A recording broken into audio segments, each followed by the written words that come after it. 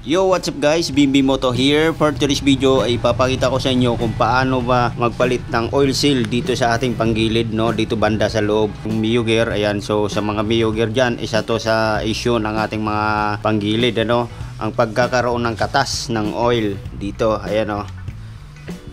Ayan, yan. Kung napapansin nyo, may oil na siya, no? So tatanggalin natin yan. Ayan. Ayan, yung kumakatas na oil. No, ito yung issue ng mga Mio gear, no. So ngayon ay ipapakita ko sa inyo kung paano ba magpalit ng oil seal. So ito yung oil seal na ipapalit natin, ano. So ito yung code. Ayan, so yan yung code ng ating oil seal sa panggilid, ano, sa may crankshaft. Ayan, so i-screenshot nyo na lang. Okay, so nabili ko to sa Yamaha sa halagang 90 pesos. So ngayon ay papalitan natin siya dahil nga laging nagtatagas at ito ang dahilan ng pagbabawas ng ating oil. So bali tatanggalin lang natin to at babalik tayo mamaya. Okay, let's go!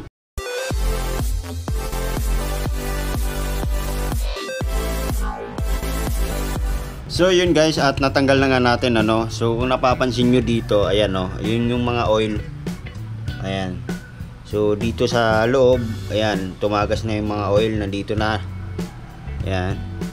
So dito siya nanggagaling itong oil seal na to. Okay? So dito malakas na yung katas niya. Ayan, dito sa ilalim. So kumakalat na yung langis dito sa loob. Ayan, pumunta dito at lumalabas dito sa ating parang takip. So dito, ayan, nagkalat na yung oil, no?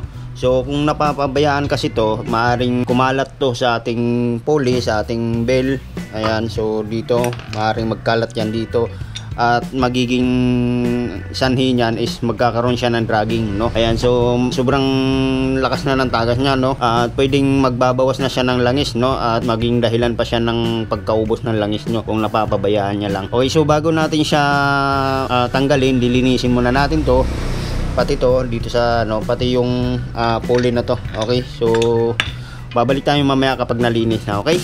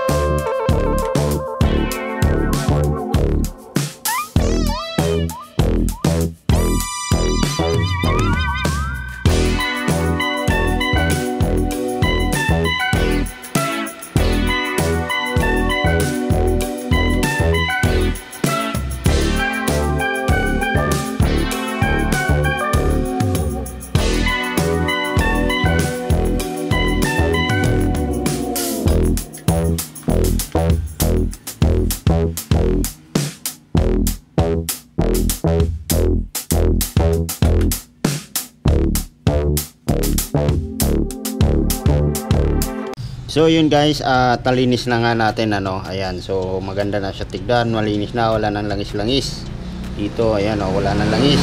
Pati dito sa crank cover, nalinis na rin natin. Pati yung pulley, yan. So sa pulley ko may butas din po yan. Ayan, kung napapansin nyo. Ayan, yung mga butas niya sa gilid para hindi maipon mga dumi dyan sa loob.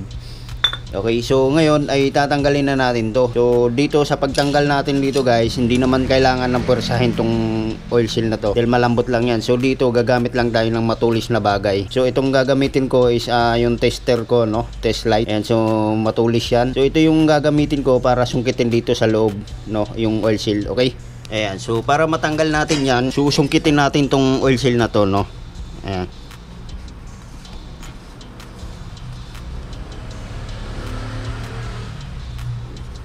Yan, so dandahan lang natin sa pagtanggal para hindi maabot yung gilid. Ayan siya guys, oh. Ayan. Okay, so ganun lang po yung pagtanggal ng oil seal. Ayan, so ito na yung oil seal na ipapalit natin, ay tatanggalin natin. Tapos ito naman yung ipapalit natin. Okay, so yan yung code.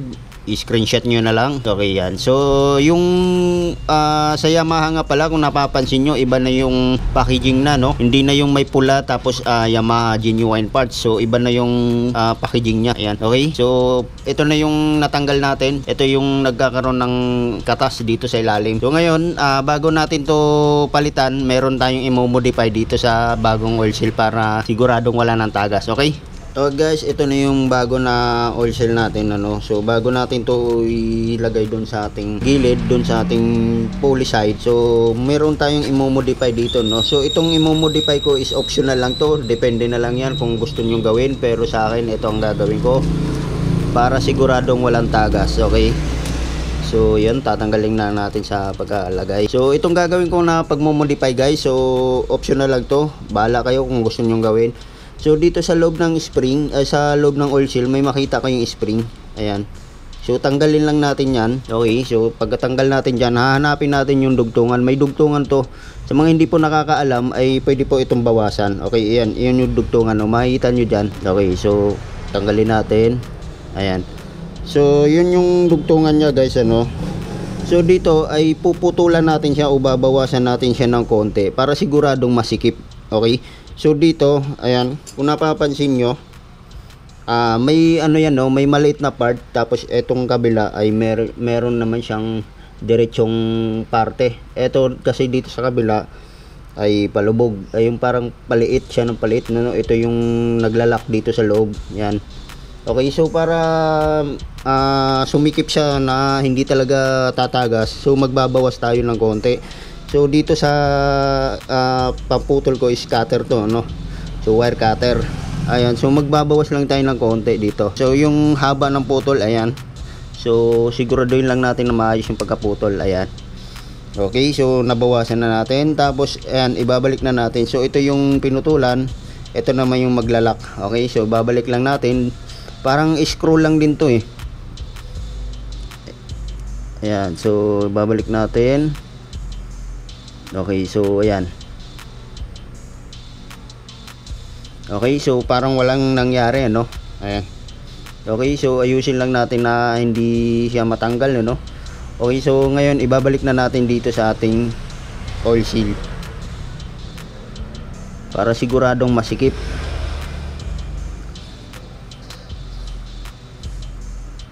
So yun, no, yan. So optional lang po yung tinuturo ko dito sa pagpuputol ng spring. So kung ayaw nyo naman putulan, ay pwede nyo na isalampak doon sa panggilid natin. Okay, so ayan, ayan na. So pwede na natin to ibalik doon.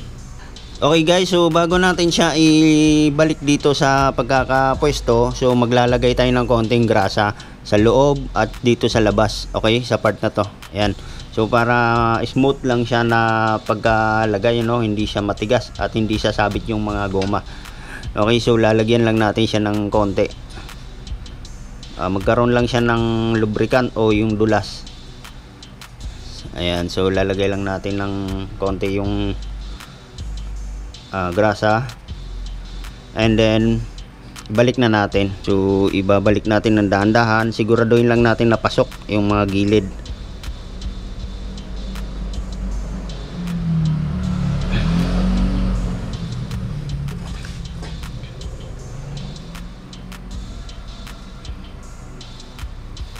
Okay, so yan, naipasok na natin. So dito, hindi na natin to kailangan pukpukin, ididiin lang natin to ng dahan-dahan hanggang sa pumasok, no. Yan, so ididiin lang natin to.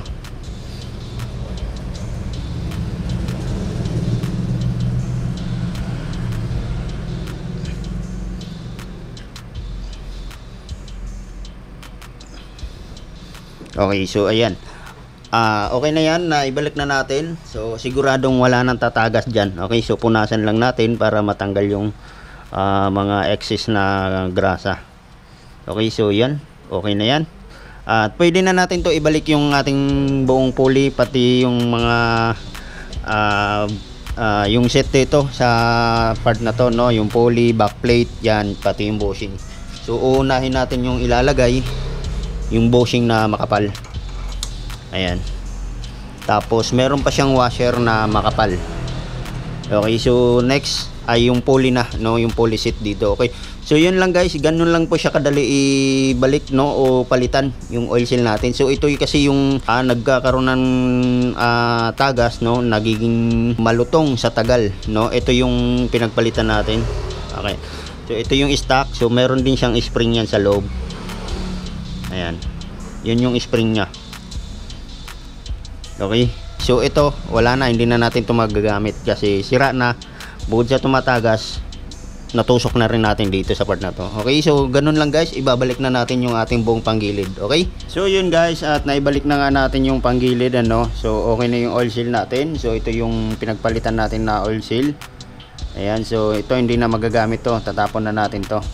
Okay, so yun lang guys, paano magpalit ng oil seal sa ating poly drive, no, o yung poly side. Yan, so ganun lang po siya kadali magpalit. Okay, so kung bago ka lang dito sa aking channel, huwag mo kalimutang mag-subscribe at pindutin mo na rin yung notification bell para update ka sa ating mga susunod na upload na katulad nito ng mga DIY. At syempre i-like mo na rin tong video na to kapag nagustuhan mo. Okay, so ingat po sa pagdi-DIY. Bye bye.